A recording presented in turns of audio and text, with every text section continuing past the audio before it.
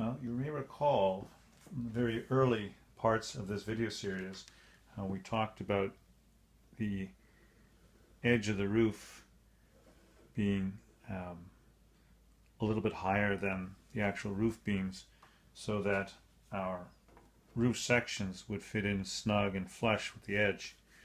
And while we were successful in doing that all the way around, what we didn't take into consideration was how do we deal with the roof gutters.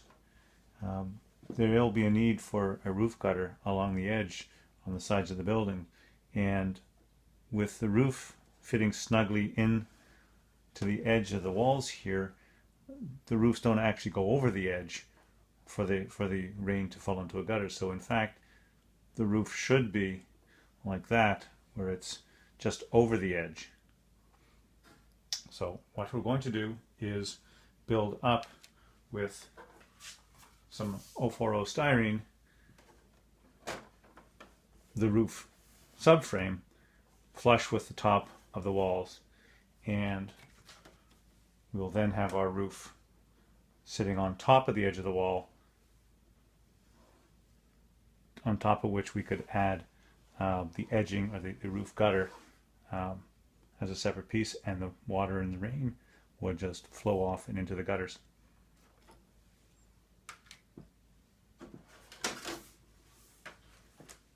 It is interesting that despite all the different pieces that we've glued together to make up the building frame, there is still quite a lot of movement possible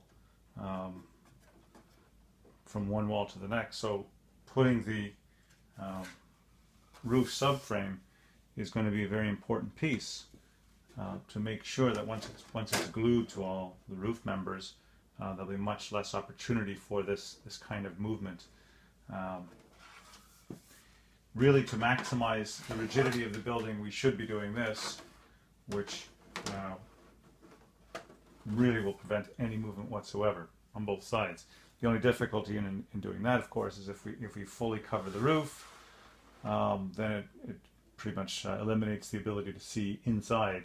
So what we're going to try and figure out is what's the right amount of sub roof to put on, and that still allows us a cutout perhaps here to see inside the building when we overlay our actual roofing pieces. So perhaps this piece here, or these two pieces that'll be here, will be removable, and there'd be a cutout in the subroof to enable us to see inside. So that's something we're going to play with here in the next little bit, and show you what we come up with. Okay, I have created this piece here that's about 8 inches wide. Basically runs from the peak of the roof down to the edge, and it's a full sheet length long. These sheets of styrene come in 24-inch lengths, so I'm going to have to splice another piece for the end here. But these roof sheets come in 6-inch sections, so I've measured out 6, 12, 18, 24, etc. But the reason for doing that is to find where a piece falls that could be removable. So the third piece falls over the areas that we previously identified by the gray beams as perhaps being an area we'd have a cutout in the roof. So if this is the section that's going to be removable, I've identified a piece slightly narrower so that this would rest on the subroof, and I've identified a cutout here which would be mirror imaged on this side here as well. So it would essentially be a 12-inch wide cutout by about 4.5 or 5 inches wide. That would allow us to see into the inside of the building while still providing some extreme rigidity by gluing all the roof beams to the subroof on either side of the cutout, as well as along the bottom edges here and here. To make sure we have a good snug fit between the roof beams and the subroof, I have marked out where each of the roof beams are at the top and bottom here, and on the roof, on the reverse side, I have marked out with these lines here where the roof beams lie, so that I know where to put my bead of glue so that it lines up directly with the bead of glue that's going to be on each of these beams. And with that, we'll get a very, very rigid roof and hopefully rigid structure as a result. One of the reasons for doing this, as I mentioned before, is that this is still a wobbly building due to its size and the delicate nature of the beams and columns. So for me to move this down to the basement in one piece and not risk it falling apart, we really have to make sure that it acts as one piece, and this sub-roof system will make sure that that happens.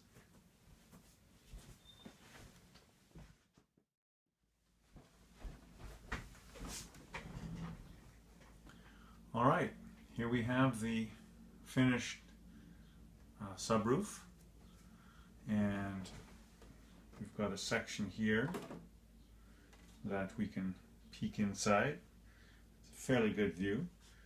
These two pieces will be used underneath the matching roof pieces, so they'll snap right in here and here.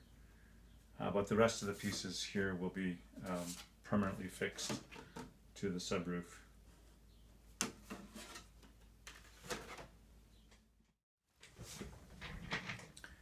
I've cut out the first three sections of roofing from the packaging that comes from Evergreen. It's 6 by 12 inches in the package, and each section of the roof is 6 by about 8 inches.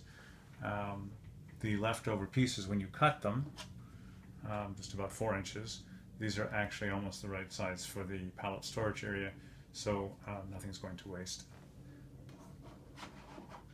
Now, one of the interesting things that Evergreen did is they expected that modelers would be using these for wider buildings. So the edge of the left edge of each of these pieces actually has a very, very faint notch in it, so that when you butt the two pieces together, you're left with a notch very similar to the grooves that have been cut, pre-cut in these pieces for the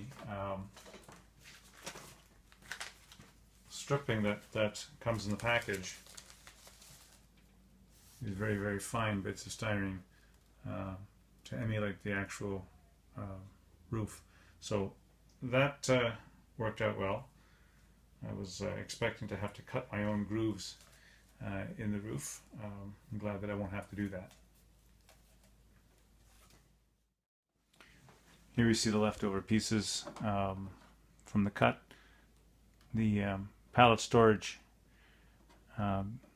section of the building is 3.5 inches wide, so we just need to snip off 1/2 inch or so, and these will be perfect for the roof of this section of the building.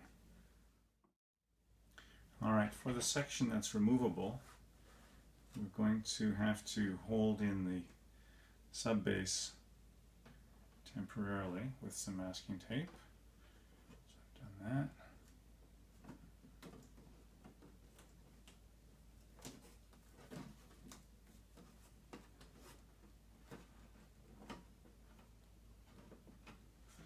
I'll reach under here to do it.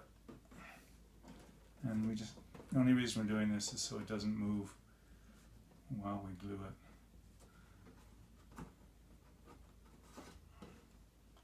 Yeah, so this plate is temporarily in place. So what we're going to do when we come around to glue this third piece, we're only going to put glue on the roof base plate. So when we place the actual roof on top of it, like that, and we'll let it dry, we pull off the masking tape underneath, then the base and plate will be like that. The base plate and the roof section will be like that, and it will fit into place whenever I want to remove it and put it back. It'll find its own grooves all the way around to notch itself into place as an exact fit between these other pieces that will be glued. There'll be a fourth piece here, right? So this piece will come out, and this is how it'll find itself back in place when I want to put it back. All right, we've got our first piece glued in, and I'll show you a little trick here to minimize the amount of glue that we need to hold these in place. We take our ruler, and we've marked out very faintly where the edge of the next piece is, and we simply mark an X across the diagonals very faintly,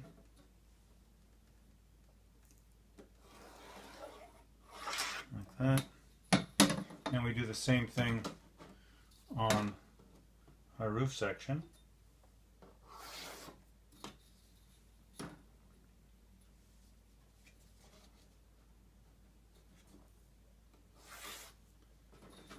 And then it's simply a matter of putting the glue in the same place on both the roof sheet and the base. Follow the X, doesn't have to be perfect.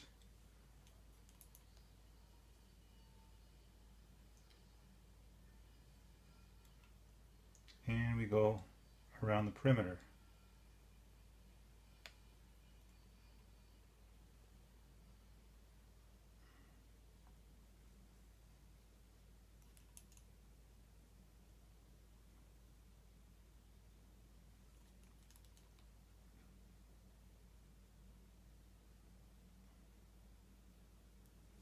And then we just do the same thing here. Follow the X.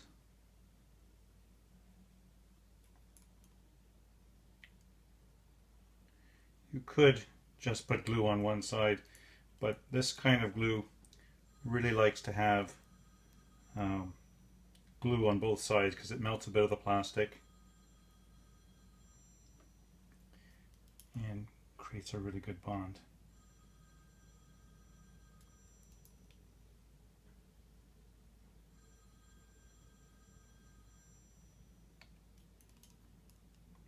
Make sure to get good bond along the edge.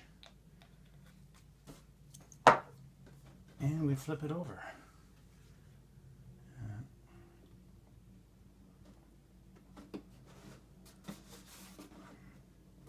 Make sure it's snug up against the first piece. We can see we've got that tiny little gap there for our strips of styrene that will go in there. Push it up really tight and just gently rub it in.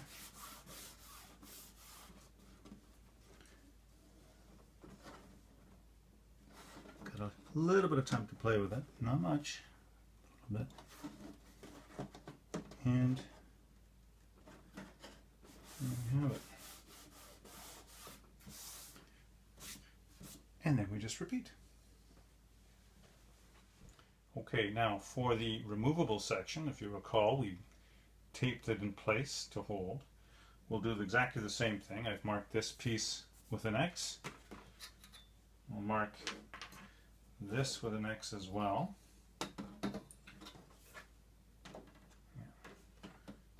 But remember, we're only going to put the glue on this piece here.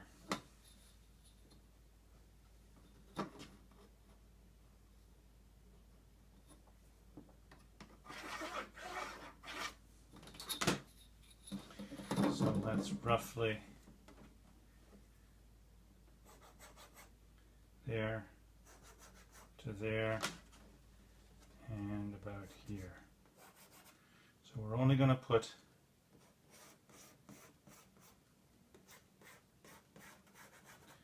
glue along here. So, one more time.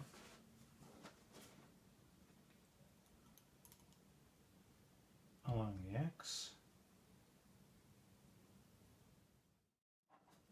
Pull it up in case we got some glue in the wrong place, like we did. out, and there's our masking tape. That off. Now, let's just see how this works out.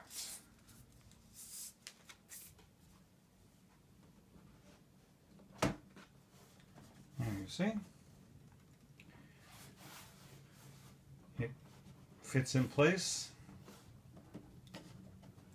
and later we'll figure out a way to remove it. But there you go. It fits in its slot. Here's another valuable lesson learned. Always open up all your packages and place them where you want them to go before you glue anything down. What I found out after opening 4 packages of this metal roofing product, number 4522, which says that it's supposed to have 1/4 inch spacing, I found out that the spacing has actually changed. While it's nominally 1/4 inch, the ones that I had installed had 23 grooves cut in them, but then half of the packages have 24 grooves cut in them, so they're just a fraction of a millimeter narrower each one, but enough that they'll actually fit in 24 grooves. So now, if I wanted to match from one side of the roof to the other, I can't do it because the grooves don't line up. It'll look awfully weird. Fortunately, I hadn't glued down the 4th section, and I'm able to use the pieces that were cut off that I thought I was going to be using for the pallet storage area. I can use them on this side of the roof here, and as long as I butt them up to each other tightly, hopefully you won't see the gap here, but at least all the grooves will line up on these 2 areas of the roof. The 4th piece that I had cut out, I can use on this side here, so these 6 sheets will all line up. Down here, I'll start using the narrower ones, and both sides, so the lines will match up, and hopefully it will not be noticeable to the people looking at the finished product, where these will be slightly narrower than these. A heck of a lot better than having them mismatch across the center line of the roof. So lucky catch. This could have gone awfully bad if I had already glued down the 4th section. So again, lessons learned. Always place all your parts, cut them out, place them, make sure they're exactly what you think they are. So despite what it says on the bag, they're not exactly the same product. In fact, if you look closely, they've even changed the width of the tiny styrene strips that go in the grooves. These ones here are a touch wider than these. I'm hoping they don't stick up more than these, and maybe the grooves are deeper, but won't find that out until I actually start playing with it. So again, lessons learned, same part number, same spacing on the packaging, but in fact they've changed the tooling. So poor marks for Evergreen, otherwise a good product, but at least, you know, if they would tell people that they're doing things like that. Anyway, a little frustrating, but we'll get through it.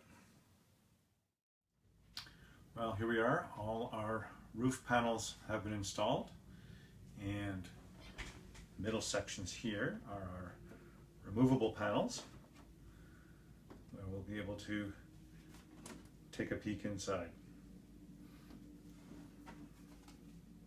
And they fit nicely in the slots that we've created. So they're easy to reinstall. And here's a close-up look at the roof of the pallet storage area, where we've installed the very same roof panels. And here's a view from the back of the warehouse, as if you were standing inside.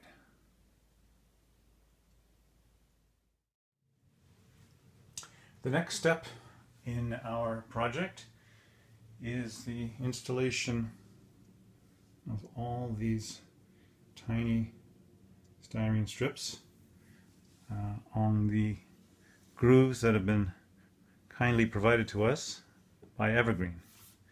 And there are about 200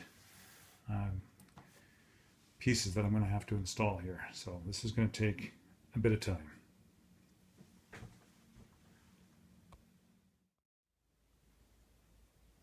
Now, because we've created a lot of dust and filings, getting everything to fit just right, these grooves have picked up a lot of bits and pieces in them. So before we try and install our strips, we're going to make sure to run through the grooves with a knife just to open up any areas that might have been clogged. And we can do a test fit here to make sure they fit.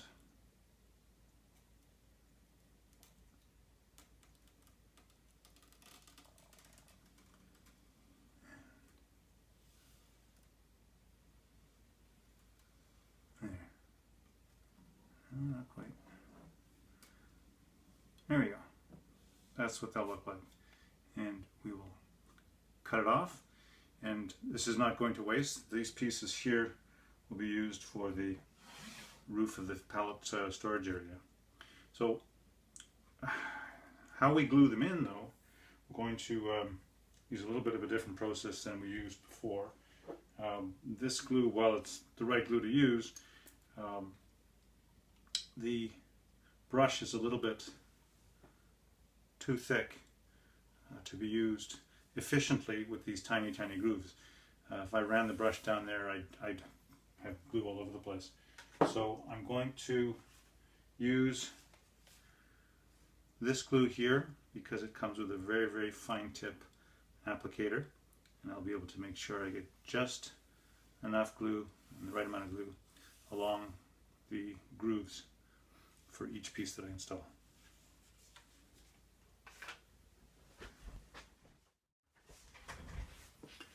Well, you can see we're quite a bit further along than in the last clip. The reason for that is I found a way to do this a lot faster. Did end up changing the gluing method. This tester's glue, although it does have a very fine point, it really isn't terribly easy to control in terms of the amount of glue that you get trying to put it along the line. So I stopped using that after the first try. What I did end up doing is continue to use the Plastruck Weldine, but basically found that using capillary action works fine. It was just a matter of finding the right kind of brush to limit the amount of glue that that is being used, so we don't have a glue stain or the roof being etched by having too much glue. So I'll show you what I've used. Just get this piece in. Ended up doing it a half section at a time because these little bits of styrene are quite finicky. So using the same old Plastruck Weldine, use this very fine tip brush to run a bead right along the seam,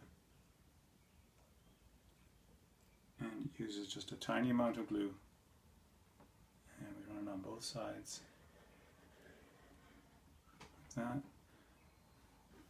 And then we go down to the bottom half.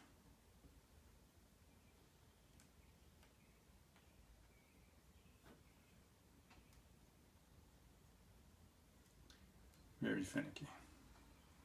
Here we go. You must have patience to do this. No doubt about it.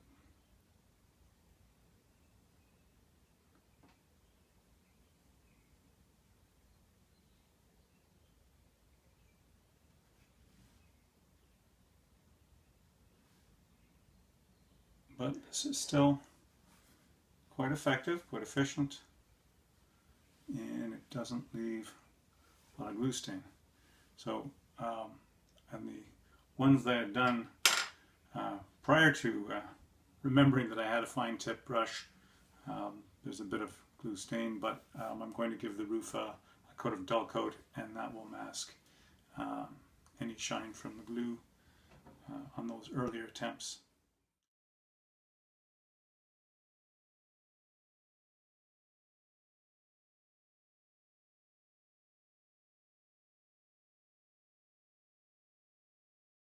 Well, here we are much further along.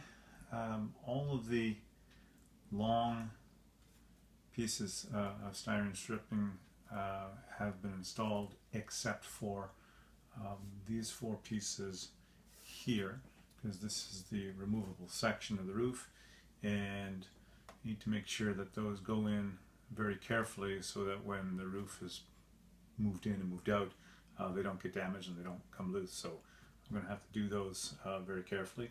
I've also not yet done these shorter pieces here, but all these short pieces plus these from the pallet storage area will be made from these pieces here that are cut off. So almost done. I've managed to use up all but two of the strips that came with the 8 packages that I bought.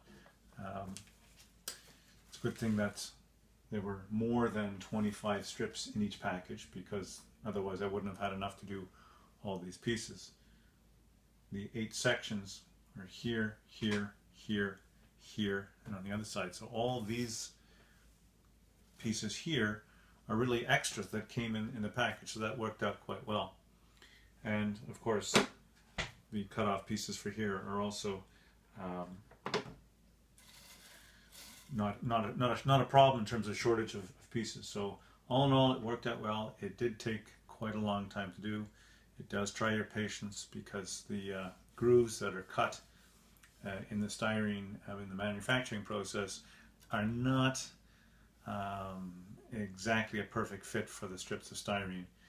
So there was a lot of fussing about with it to get it to sit in place before you could actually run the glue along the edge with the fine tip brush.